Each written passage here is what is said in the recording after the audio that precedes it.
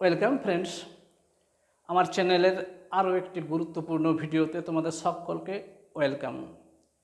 তো ফ্রেন্ডস, আজ আমরা শিখব যুক্তাক্ষর, যুক্ত বর্ণ।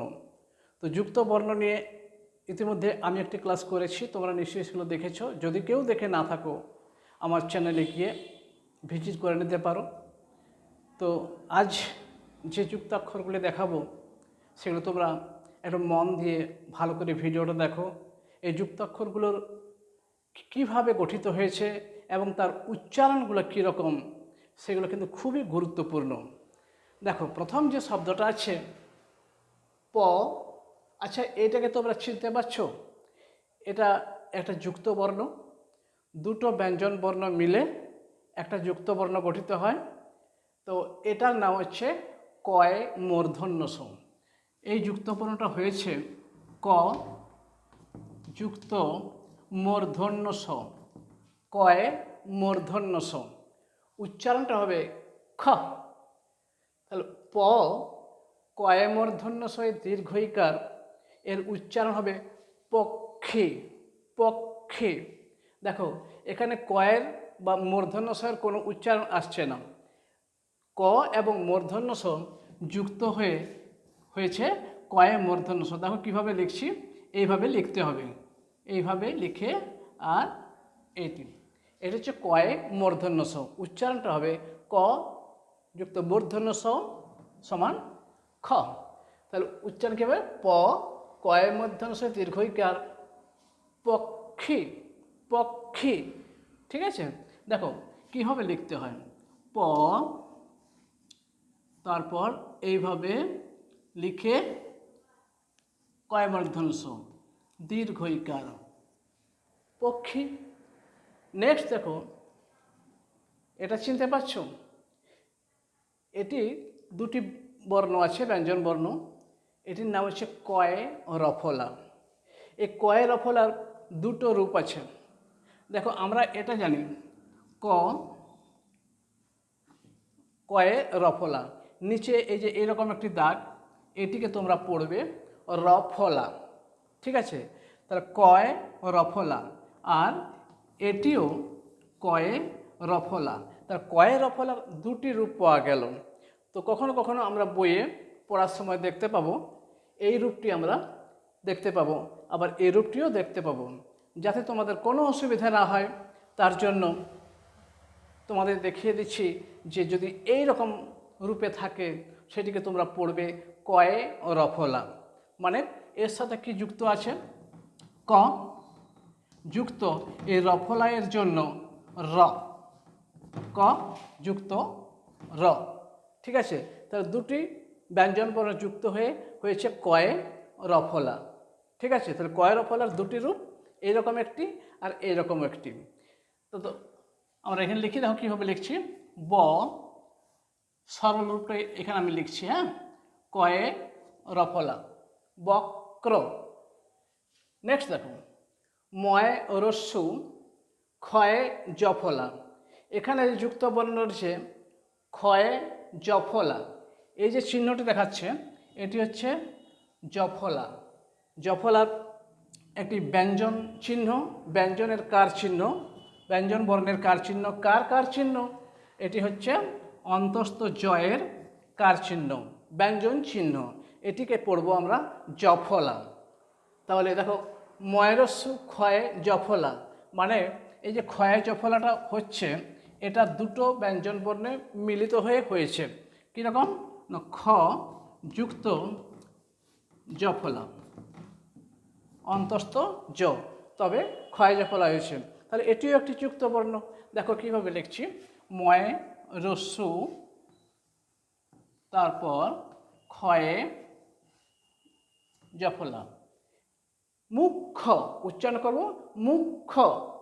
ঠিক আছে, খটা দ্বিতীয় উচ্চারণের মতো উচ্চারণ হবে মুখ্য।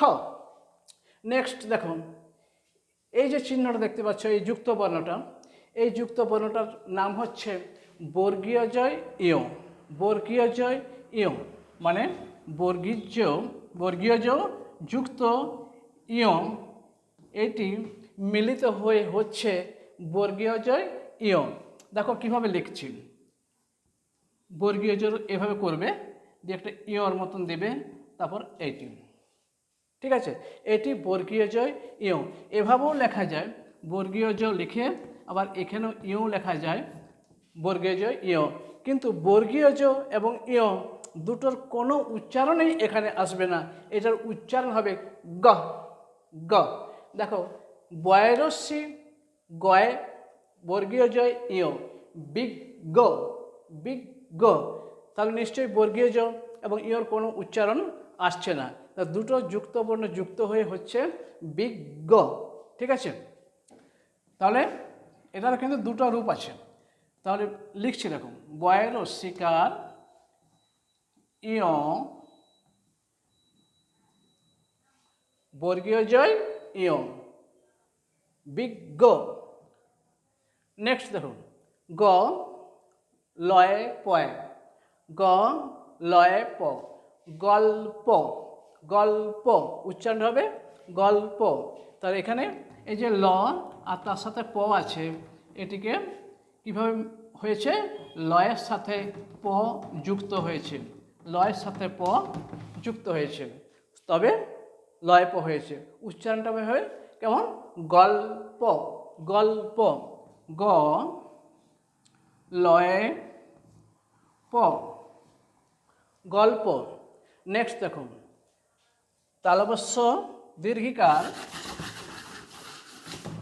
তালবস্য দীর্ঘিকার মূর্ধন্যয় রেপ, তালবস্য দীর্ঘিকার মূর্ধন্যয় রেপ, উচ্চারণটা হবে শীর্ণ শীর্ণ। এখানে এই যে রেপ আসছে, এই রেপটা হচ্ছে রয়ের চিহ্ন। ঠিক আছে, তো আর মূর্ধন্য সাথে র যুক্ত হয়েছে, তাহলে হচ্ছে মূর্ধন্যয় রেপ। দেখো এটা কিভাবে যুক্ত হয়েছে, যদি কোনো বর্ণের সাথে রেপ এরকম যুক্ত থাকে, তখন সেটা কিভাবে হয়, রটা আগে লিখতে হবে, র আর মূর্ধন্য এটি সমান হবে মূর্ধন্যয় রেপ। যখন আমরা যুক্ত বর্ণটিকে ভাঙব, যুক্ত বর্ণটিকে ভাঙবার সময় রেপ মানে রয়ের র আগে লিখতে হবে আর মূর্ধন্য পরে। দেখো উচ্চারণ কীভাবে আসছে, শীর্ণ, আগে রটা আসছে তারপরে মূর্ধন্যটা আসছে, শীর্ণ, তার জন্য রটা এখানে আগে দেওয়া হয়েছে আর মূর্ধন্যটা পরে। রেপ থাকলেই জানবে যে রেপের যে রটা, সেটা যার উপরে রেপটা আছে সেই ব্যঞ্জন বর্ণের আগে রটা বসবে। ঠিক আছে, উচ্চারণটা হবে শীর্ণ, রয়ের উচ্চারণটা আগে আসছে। দেখো তালবস্যে দীর্ঘইকার মূর্ধন্যয় রেপ, শীর্ণ। নেক্সট দেখো, তালবস্য উময় খ, এখানে উম এবং খ যুক্ত হয়ে একটি যুক্ত বর্ণ বা যুক্তাক্ষর গঠিত হয়েছে, এটির উচ্চারণ হবে তালবস্য উময় খ, শঙ্খ, শঙ্খ মানে শাঁখ। দেখো তালবস্যয় আকার উময়, তালবস্য উময় খ, শঙ্খ। ঠিক আছে, শঙ্খ। অ তালবস্যে ব, অ তালবস্যে ব কি হবে, অশ্ব, অ তালবস্যে ব অশ্ব। এখানে দেখো একটা ব্যাপার দেখা যাচ্ছে যে অশ্ব অ তালবস্যে ব যে যুক্ত বর্ণটা হয়েছে, এখানে বয়ের কোনো উচ্চারণ নেই। আগের একটা ভিডিওতে আমি বলেছিলাম যে যদি ব দুটো আছে, একটা হচ্ছে বর্গীয় ব, একটা হচ্ছে অন্তস্থ ব, যে বয়ের উচ্চারণ শব্দের মধ্যে থাকবে না সেটা হচ্ছে অন্তস্থ ব। তো এক্ষেত্রে অ তালবস্যে ব, এখানে এই বয়ের উচ্চারণ আসবে না, এখানে তালবস্যটার দ্বিত্ব উচ্চারণ হবে অশ্ব, অশ্ব, বয়ের উচ্চারণ আসছে না, তাহলে উচ্চারণ কেমন হবে, অ তালবস্যে ব অশ্ব। ঠিক আছে, নেক্সট দেখো, প দয়ে ম, প দয়ে ম, এখানে দেখো দ যুক্ত ম মিলে হয়েছে দয়ে ম। ঠিক আছে, তাহলে উচ্চারণটা কেমন হবে, প দয়ে ম, পদ্ম, এরকম আমরা উচ্চারণ করব না। এটার উচ্চারণ ময়ের উচ্চারণ হবে না, দয়ের উচ্চারণটা দ্বিত্ব অর্থাৎ দুবার হবে। কেমন করছি উচ্চারণটা? প দয়ে ম, পদ্ম, পদ্ম। ঠিক আছে, পদ্ম বলছি না। এখানে দ আর ম যুক্ত হয়ে যে যুক্ত বর্ণটি হয়েছে তার উচ্চারণটা হবে দ, প দয়ে ম, পদ্ম। দেখো লিখছি প দয়ে ময়, যদি এরকম হয় দয়ের তলায় ম, তখন প দয়ে ম, পদ্ম। ঠিক আছে, নেক্সট দেখো ব, এই যে একটি যুক্ত বর্ণ, হয়ের সাথে একটি উড়ানের মতো, তো এইটি নাম হচ্ছে হ যুক্ত দন্তন্য। কীরকম দেখুন, এটি আছে, হ্যাঁ, এটিকে ভাঙলে হবে হ যুক্ত দন্তন্য, হ যুক্ত দন্তন্য। এটি হয়ে দন্তন্য। উচ্চারণটা কেমন হচ্ছে? বহ্নি, বহ্নি, বহ্নি, ব। আচ্ছা, যখন উচ্চারণ করছি দেখুন, ব লিখছি, দিয়ে হ, তারপরে দন্তন্য রশ্মি, এইরকম উচ্চারণ হচ্ছে বহ্নি, বহ্নি, বহ্নি। ঠিক আছে, দন্তনটা আগে হয়ের উচ্চারণটা আসছে না, বহ্নি হবে, বহ্নি, বহ্নি, বহ্নি, বহ্নি মানে আগুন। তাহলে এখানে যদিও হয়ের পরে দন্তনটা যোগ হয়ে এই যুক্ত বর্ণটা গঠিত হয়েছে, কিন্তু উচ্চারণ সময় দন্তনের উচ্চারণটা আগে হবে, হয়ের উচ্চারণটা পরে হবে। বহ্নি, বহ্নি মানে আগুন। দেখো কীভাবে লিখছি, ব হয়ে দন্তন্নয় রস্যিকার, বহ্নি, বহ্নি মানে হচ্ছে আগুন। নেক্সট প্রাহ্ন, প্রাহ্ন। এখানে দেখো হয়ের তলে একটি ন চিহ্ন আছে, এর দন্তন্য না মূর্ধন্য সেটা আমাদের বুঝতে পারছি না, মনে হচ্ছে যেন দন্তন্য, কিন্তু এই যে হয়ের তলে যদি দন্তন্য থাকে তবে জানবে এটা কিন্তু মূর্ধন্য। এই চিহ্নটি হয় দন্তন্য, আর এই চিহ্নটি হচ্ছে হয় মূর্ধন্য। যদি হয়ের তলে ন থাকে, নকার থাকে, সেটা জানবে যে মূর্ধন্য।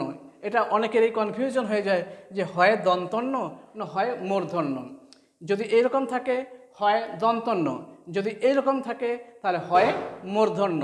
মানে এটা হ, এটাকে ভাঙলে হবে হ যুক্ত মূর্ধন্য। ঠিক আছে, উচ্চারণ হবে প্রাহ্ন, প্রাহ্ন মানে আগে মূর্ধন্যর উচ্চারণটা আসছে, তারপর হয়ের উচ্চারণটা আসছে, প্রাহ্ন। প্রাহ্ন মানে ভোরবেলা বা সকালবেলা। ঠিক আছে, তার মানে লিখি দেখো, পয়ে রফলা, এই যে পয়ে রফলা লিখলাম, এটিও একটি যুক্ত বর্ণ।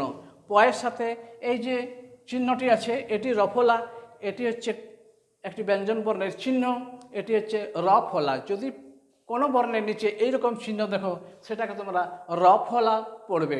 ঠিক আছে, তাহলে পয়ে রফলা আকার প্রা আর হয়ে মূর্ধন্য ন, তাহলে প্রাহ্ন, প্রাহ্ন আগে মূর্ধন্যর উচ্চারণ পরে হয়ের উচ্চারণ আসছে। নেক্সট দেখো ম, ম দন্তস্বয় ত, এটা উচ্চারণ কেন হবে মস্ত, মস্ত। দন্তস্ব এবং ত একসাথে যুক্ত হয়ে একটি যুক্ত বর্ণ গঠিত হয়েছে, যার উচ্চারণ হবে স্ত, স্ত। ম দন্তস্বয় ত, মস্ত। এই মস্ত মানে হচ্ছে বিশাল বা খুব বড়। ঠিক আছে, তো ফ্রেন্ডস, যদি আমার এই ভিডিওটি একটু ভালো লেগে থাকে, তোমাদের কোনো উপকার হয়ে থাকে, অবশ্যই আমার চ্যানেলটিকে সাবস্ক্রাইব করবে, লাইক করবে। যদি কোনো কমেন্ট দেওয়ার থাকে তাহলে কমেন্ট করে জানাতে পারো। ঠিক আছে, আজ এই পর্যন্তই। থ্যাংক ইউ, সবাই ভালো থেকো।